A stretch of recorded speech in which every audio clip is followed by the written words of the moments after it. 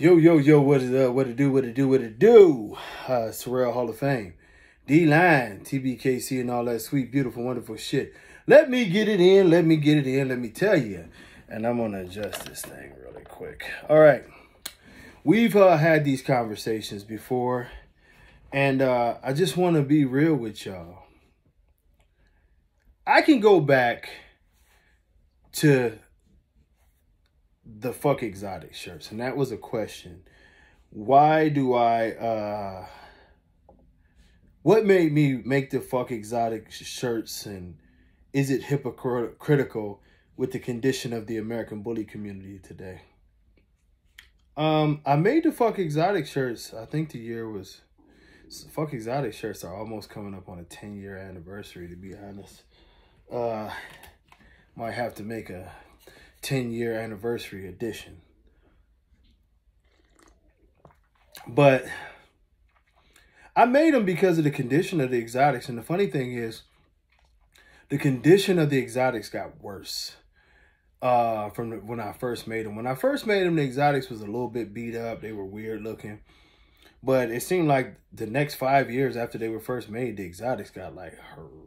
I mean, they got horrible, like hideous. I was about to combine two words, horrible and hideous. But it was very, very horrendous. And I tell you what, it was the same reason that I'm on the American bully community today.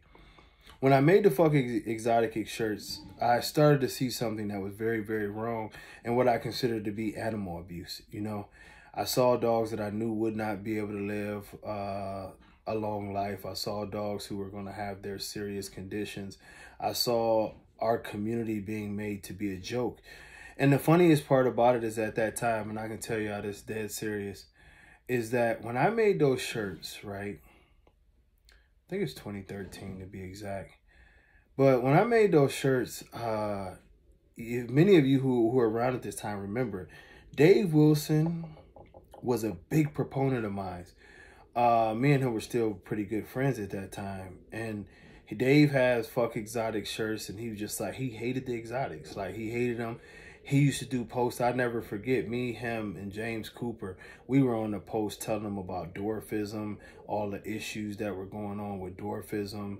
Now, to be honest, Down syndrome is, I think it's still not technically a thing in dogs, but it is something that rivals it. And it's basically, those dogs do have, you know, a problem with their chromosomes. You can see it in them that it mimics Down syndrome, even if you don't want to call it that. And we talked about that, you know what I mean, being in the dogs and how the dogs were sort of messed up. And we were seeing all the issues with the dogs. And it was like, this is what we were on, you know what I mean? It was just what we were doing at the time.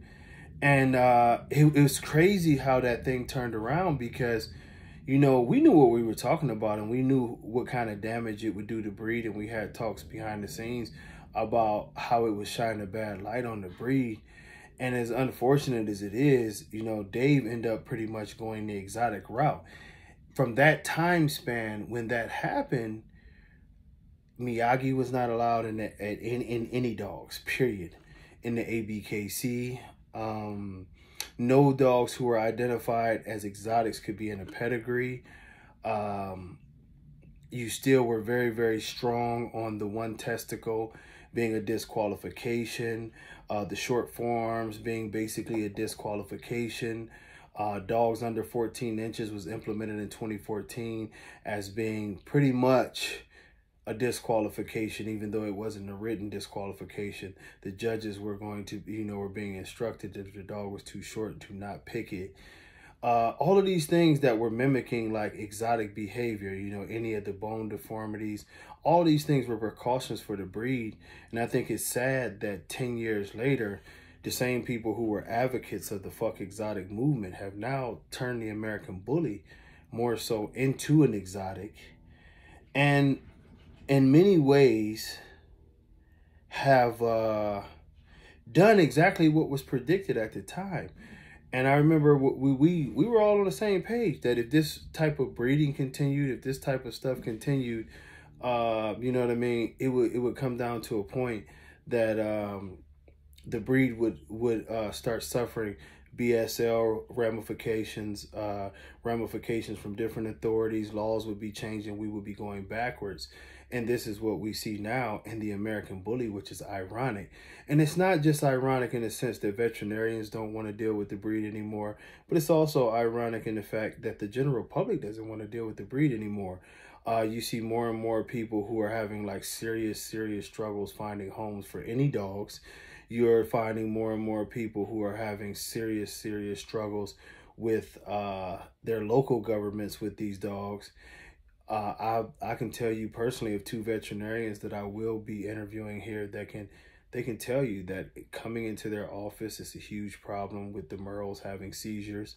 Veterinarians being scared to put the Merles under to do things like ear crops or take care of cherry eyes because of the way that they're having seizures. It's a very high risk that they will have a problem coming from under the ketamine. Some of the deformities that we're seeing, even some of the breeding abnormalities that we're seeing, you know, a multitude of things. And you see it at the level of the, say, nationals, where you look at the nationals and, hey, y'all can fall for it all you want. That was an empty show. It's been empty for years. I throw shows. Well, I used to throw shows, and I used to throw, like, you know, small concerts and comedy shows. Look, I don't care what type of event it is. If that baby was jumping, you can see it. You can see it in all the pictures people take. It'd be crowds behind them. It's a lot of action going on. You always gonna promote your crowd when you have a nice crowd. Even when we threw American Bully shows, we would take a shot from up top somewhere to show how packed that motherfucker was, because that's your bragging point when you throw a promotion. The reason you don't see any of these pictures, the reason why it looks empty around the ring when you see videos and lives, is for the most part, these promotions are empty. And one of the reasons is that the American Bully as a breed is losing its support. It's losing its support worldwide. Yes, it still has the smaller cult following, but a lot of the show promoters that y'all know from the past that quit, that's why they quit. They couldn't get crowds to come in anymore. People don't want to go to shows to where they disagree with what's going on in the show ring. They disagree with the quality of the breed. They disagree with the politics. They disagree with a lot of things. And even more so, you have people who flat out, and they'll tell you, and people have come on here, y'all see them on my posts all the time. I stepped away from that shit when I started seeing the dogs be deformed and screwed up. The American Bully community has turned into what we, you know, used to criticize the exotic community for. We've turned into a very unhealthy political type community that was all about money. And, you know, it would break my heart to ever have to make a shirt to say, fuck the American Bully. That's why I'm going to go hard to try to save the American Bully. But the truth of the matter is the American Bully today, going into 2024, is much like the exotic was in 2014. This breed has a horrible reputation worldwide, even for many reasons, even to the point now that countries are banning us. Yes, that was a temperament issue, but please keep in mind that although we talk about the American Bully XL being banned in the UK for its temperament issues, there was also a special being done on the deformities of the animal that went nationwide in that country and went worldwide, as to where they were acknowledging how horrible of breeders we are and what we're doing to the breed, and show the dogs whose legs was damn near turned backwards, and talked about how horrible we are treating our dogs. That is not a good look, and that is something that used to be reserved for the exotic community, and now is strongly attached to the American Bully community. This community will die if we continue to go this way. It's sad when the nationals can't garner a crowd. You know, Dave can go live and the dude make his messages. Oh, it was about the dog sickness. It was about this. It was before they even announced that that little virus was going around with the dogs.